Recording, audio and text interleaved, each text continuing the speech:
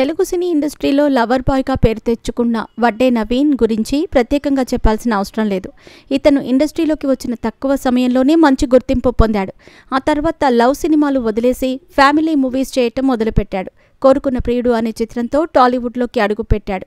ఈ cinema super hit అవటంతో వరుస అవకాశాలు రావటంతో ఎక్కడా తగ్గకుండా కొత్త ప్రాజెక్టులు చేసుకుంటూ వెళ్ళాడు.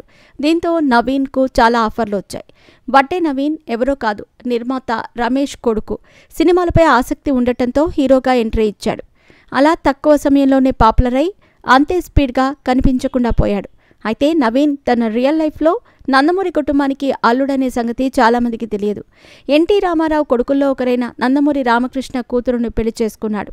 అయితే ఆ సంబంధం కుదరటానికి ప్రత్యేక కారణం ఎన్టీఆర్ అట.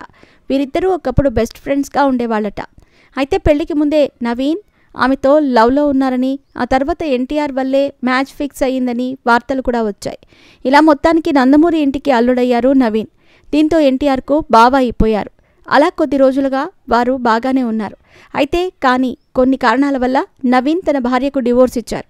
ఇక అక్కడితో చుట్టరికం తెగిపోయిన నందమూరి హీరోలతో నవీన్ స్నేహంగానే ఉంటారని స్నేహితులు చెబుతున్నారు.